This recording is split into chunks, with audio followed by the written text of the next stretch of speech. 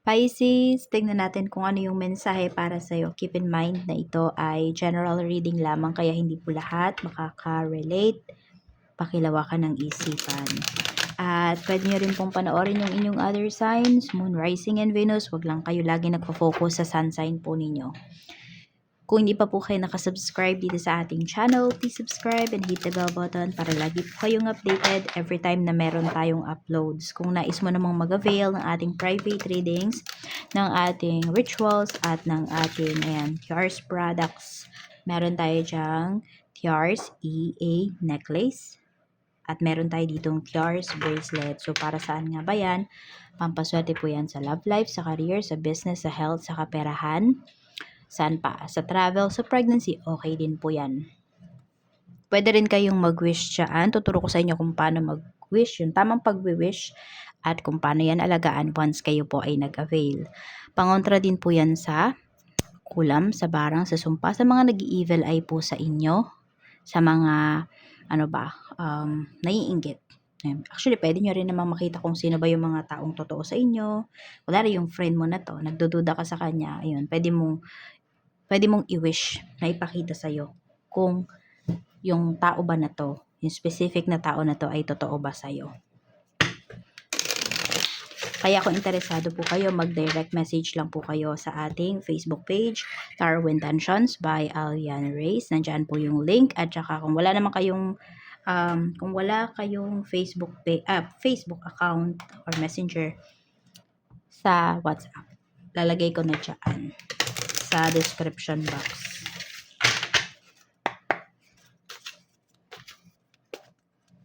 Pisces, we have external factors, trajectory, we have lack of passion. Tignan natin kung saan yung mga aspect ng life mo. This is for you, Pisces, Sun, Moon, Rising, and Venus.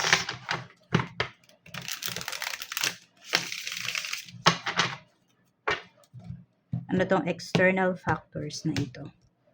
Saan tong aspect ng life mo? Six of Cups. We have the High Priestess. Meron ba dito? Meron kayong nireject before. Okay. Pwedeng tao yan. Pwedeng opportunity. Kasi iniisip nyo yung sasabihin ng, sabihin natin, family mo, ng ibang tao about dito sa gagawin mo. Yan, hindi nyo finallow dito yung inyong intuition, yung inyong isipan. So, nakinig kayo sa sasabihin ng iba. Sa suggestion, ganyan po. So, or pwede mangyayari pa lang to sa inyo, no? Na kapag meron kayong, may dumating na good news sa inyo, may pamimilian kayo, may mga choices po kayo, magtatanong kayo sa ibang tao, tapos kung ano yung mga sinabi nila, yun yung pipiliin mo. So, sabi dito, follow mo yung iyong intuition. Ayan po. Basta meron din naman kasi dito, something from your past ito. O, someone or something from your past na sabihin natin na naapektuhan ka, okay, or naapektuhan yung decision mo, naapektuhan kayo ng tao na yon because sa mga tao na hindi naman talaga involved, sa mga sinasabi ng ibang tao na hindi naman talaga involved directly dun sa sitwasyon na yon or dun sa tao na yon. Kaya wag kayo basta-basta makikinig. Meron dyan, kung love life nyo to, 'di ba?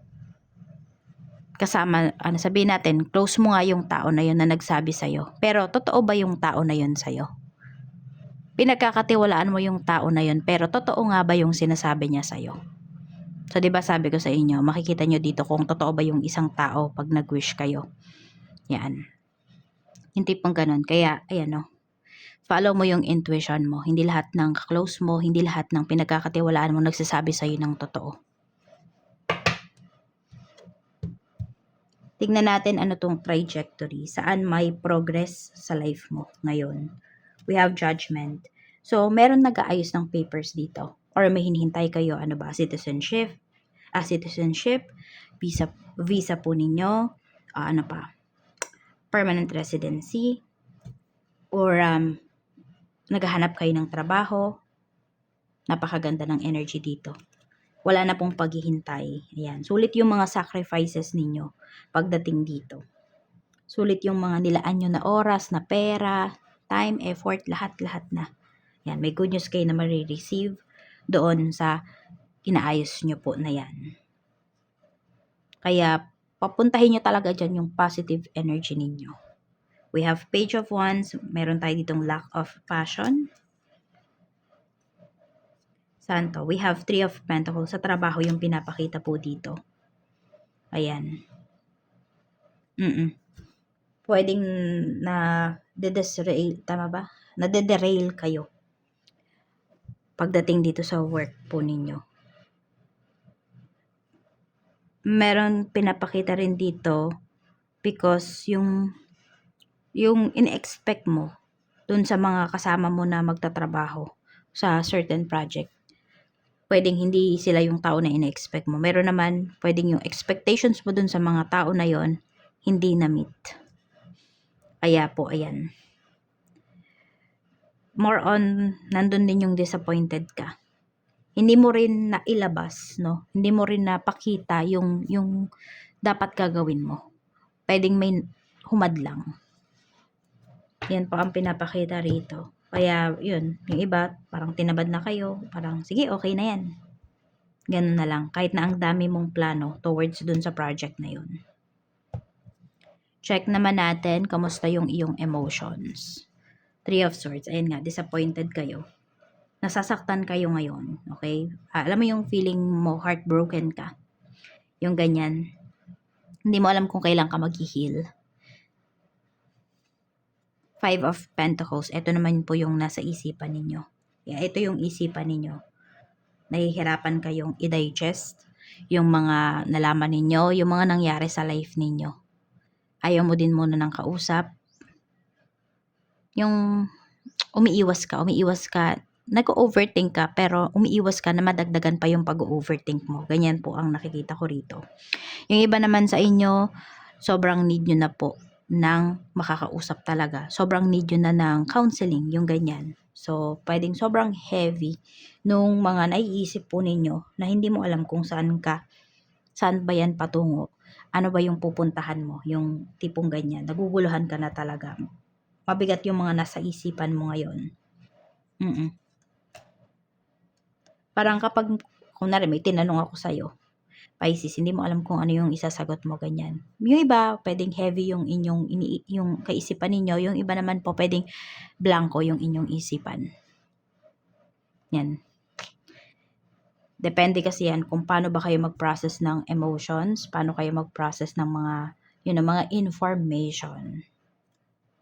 We have Justice. Pagdating naman po ito sa inyong spiritual health. Okay? May karma na paparating pagdating po dun sa mga tao na sinaktan kayo directly ha.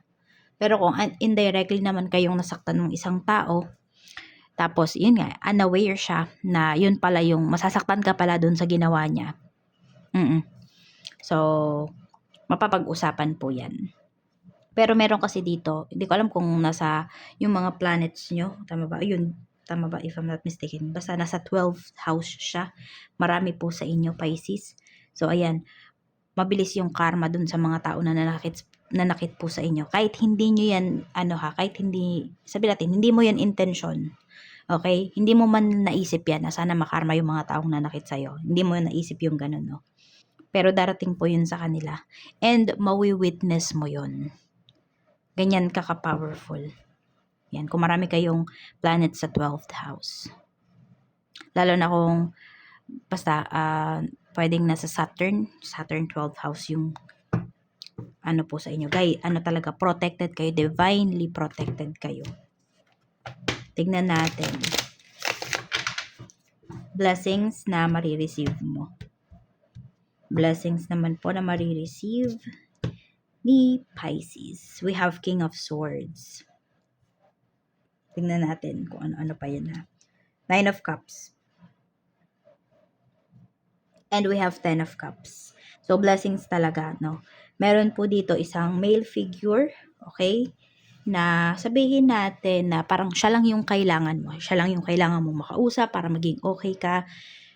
Basta, kontento ka dun sa tao na yon. So, sabihin natin kung ito ay sa relationship ninyo. Okay, kahit wala ka masyadong kaibigan, Pisces, kahit yung mga tao nag-betray sa'yo, basta yung tao na to, ayan, mafe-feel mo pa rin na blessed ka kasi yung tao na to, kakampi mo.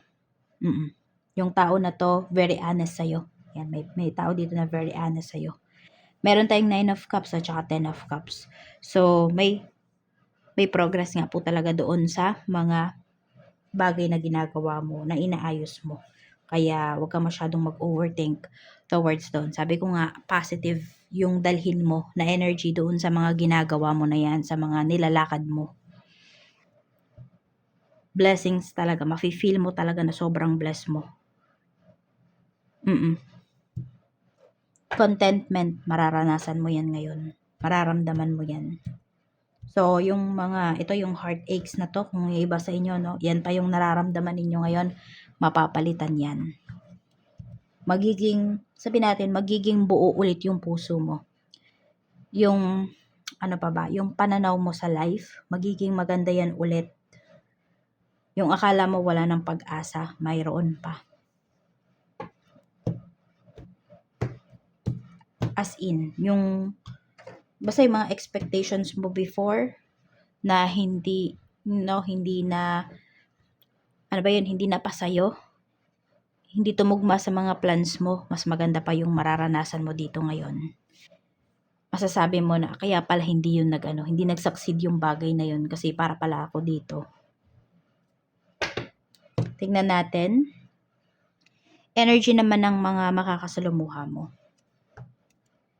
We have Ace of Wands. Goal-oriented. Meron lang ako nakikita dito medyo controlling at yung tawag doon, charismatic yung mga tao na makakasalumuha mo ngayon. Ganyan yung kanilang mga energy. Yung mapapatingin ka talaga kasi ang lakas nung dating.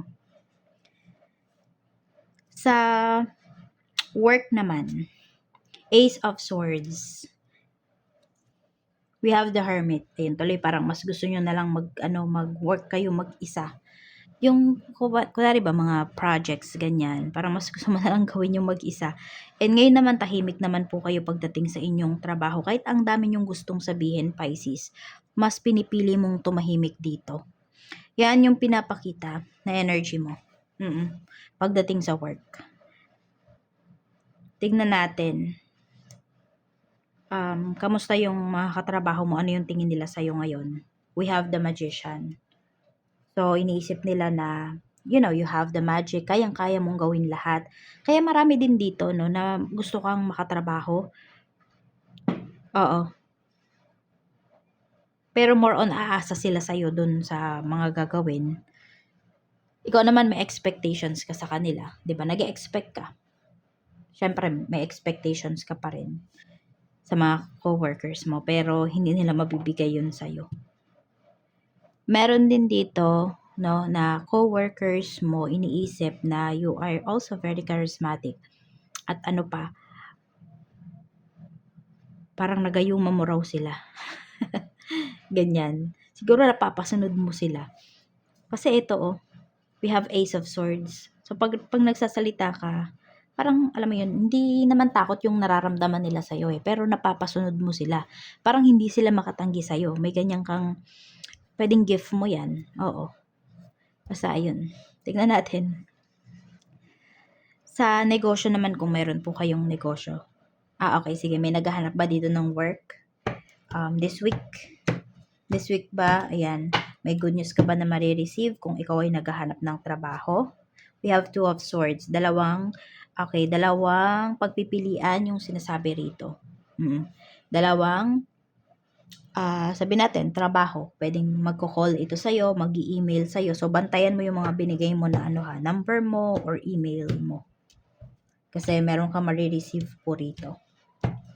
Some of you, magkasunod na araw. By next week. Kung kailan mo to napanood ha.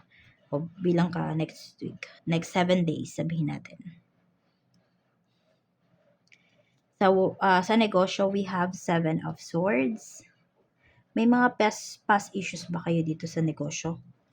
Queen of Cups. Nag-iingat kasi kayo ngayon eh. May pag-iingat kayo na ginagawa. 7 of Cups. Ganto, may offer, basta, or meron kayong kausap, ganyan. Ayaw nyo namang tanggihan, or ayaw nyong i-accept, pero ayaw nyo din namang saktan yung tao na yon. So, this is about business ha. So, kailangan yung pag-isipan kung ano ba yung sasabihin nyo.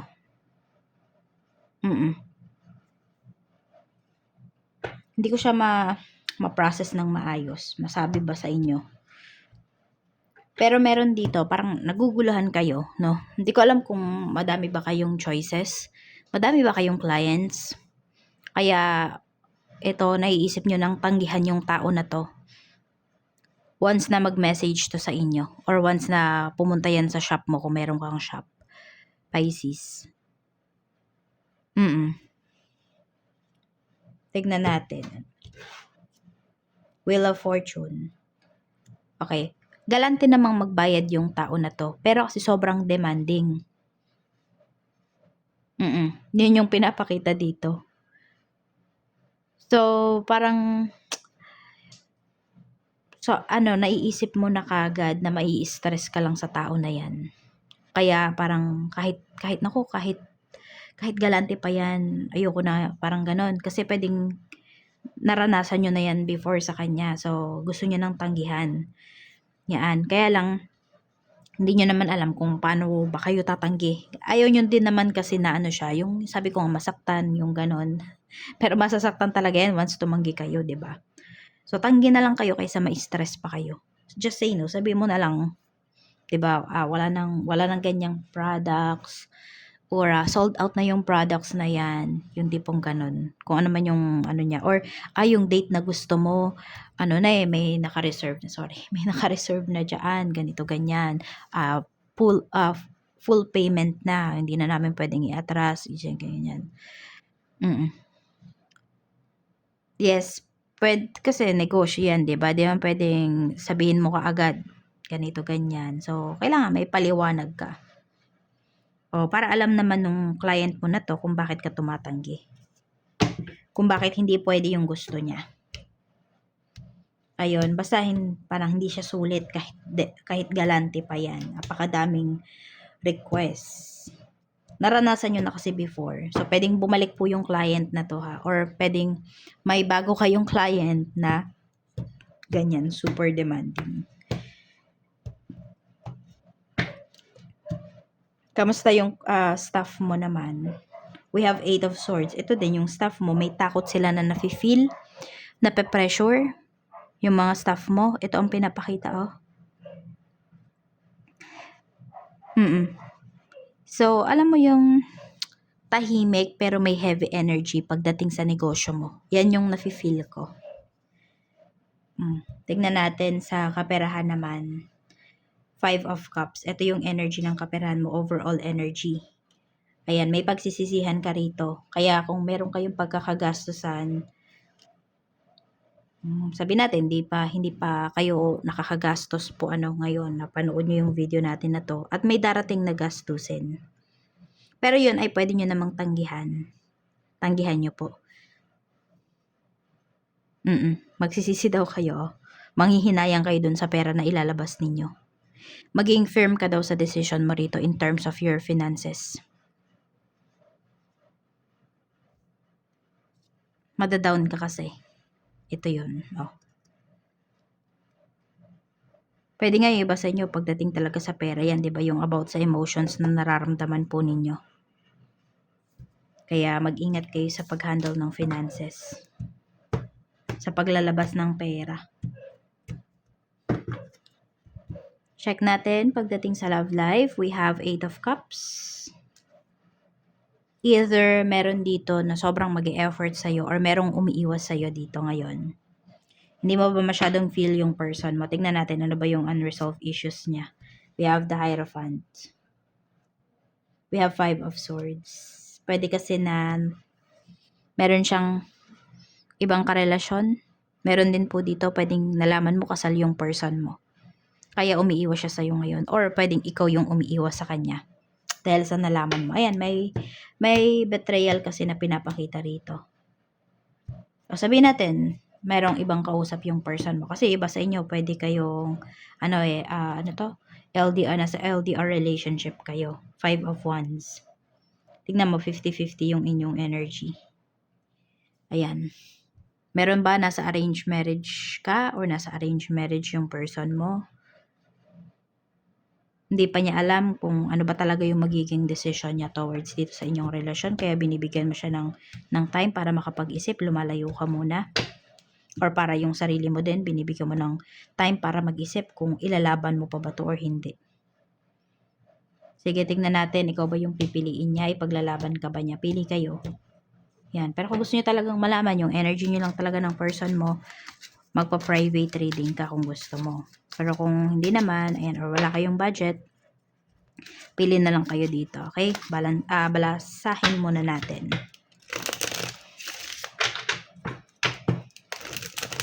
Ayan, naririnig nyo naman, di ba? Kahit di ko ipakita.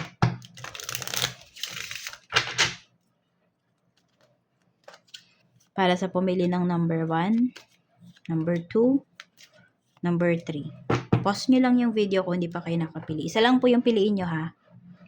Kaya sa pumili ng number 1, ikaw nga ba yung pipiliin ng person mo? Ipaglalaban niya ba yung relasyon ninyo? We have the Fool. Okay, gustuhin man niya, pero may takot kasi itong person mo. So, susunod lang to doon sa sasabihin sa kanya. Oo. So, wala siyang paninindigan. Number 2, ikaw ba ang pipiliin? Ipaglalaban ba niya ang inyong relationship? Pinag-iisipan pa po nitong person mo. So, yung pumili nito, ito talaga yung energy niya. Ayan, yung 50-50 pa. Sa pumili ng, wala pa kasing decision yung person mo, magulo pa yung kanyang isipan. Ito naman, go with the flow. Go with the flow lang to. Ayan. Number 3, ikaw nga ba ang pipiliin? We have the Emperor. Ito ay paglalaban ka nito. Tsaka ikaw yung nakikita kasi niya na makakasama niya for life. Ayan. Yes. So, yung relationship niyo against all odds, no? Ayan po. Ito. Kasi sabi ko, di ba, go with the flow lang yung tao na to. So, ito, kunwari, nakasal na siya. Or sumunod siya doon sa mga elders niya. Pinapakita kasi dito, pag bumalik yan, okay, tapos mahal mo pa, ayun, magiging kayo ulit. So, okay ba sa'yo na maging option ka nung tao na to? Okay na sa'yo yung ganun, yung relationship ninyo? So, decision nyo po yan. May free will kayo. Ano ba yung nararamdaman niya sa'yo? Okay, sige, yung pumili ng number 1, tignan na natin ano yung nafe-feel niya sa'yo. Ngayon, 6 of Swords. Nakakaramdam kasi siya sa'yo ng peace of mind. Okay? Ayan, no? Dati tahimik naman yung relasyon nyo, diba? Tahimik kasi di mo pa nalalaman. Diba? Tahimik kasi hindi pa dumarating sa point na yun na kailangan na niyang mamili. Pero ayan kasi may pag-move forward. So, yes, mahal ka ng tao na to, pero hindi ka niya talaga kayang piliin. Sa pumili naman itong number 2, ito yung naguguluhan pa. The Chariot. Ayan, ito yung nafe-feel niya sa'yo. Okay ka naman daw. Oo, nakita din naman niya yung future niya with you. Kaya lang naguguluhan po talaga siya. Ayan, we have the moon energy here. So, wala, napakagulo ng isip at puso nitong tao na to. May feeling siya sa'yo pero, ewan. Tignan natin si number 3. We have the Devil. Ito ayaw ka na itong mawala sa life niya. Oo. Ayan, So, hindi lang love yung nararamdaman sa'yo ng tao na to, even lust, di ba? Love and lust. Page of Pentacles. And, sasamahan ka talaga nito. Or, yes, magkasama talaga kayo. Magiging magkasama kayo ng tao na to sa hirap at ginhawa. Yan ang pinapakita rito. Kung may mga bad habits man yung person mo, kaya niya daw yung baguhin para sa'yo. Ayan. So, love ka talaga niya. Three of Wands. Ayan, para sa pumili ng number 2. Okay? Yung nagdadalawang isip pa, yung person mo. Wait ka around 3 weeks to 3 months pa makakapag-decide yan kung ano talaga yung gagawin niya. Or pwedeng ikaw, yan. Ikaw yung mag-decide sa loob ng 3 months na yan kung ano yung gagawin mo. Ano talaga yung decision mo dito sa relationship ninyo. So, yung pagde-decision, huwag mong iasa lahat yan sa person mo. Kailangan meron ka rin sariling decision mo. Mensahe pa para sa'yo. A new day, sabi rito. Let go of what was in order to make room for what's to come. It may be time to release a relationship that has run its course, a job that's lost its luster, or a depleting commitment. The past is over, what's done is done. Acknowledge the feelings, learn from the experience, and give yourself permission to release any negative emotions or guilt. When one area of our life falls apart, new opportunities fall into place. Ayan po ang sinasabi sa inyo. So, bagay na bagay dito, yung mga may problem nga kayo sa relationship, sa trabaho, ayan po. Yan lang yung mensahe para sa iyo, Pisces. Maraming salamat. Mag-iingat ka. More blessings to come. And see you again on my next video.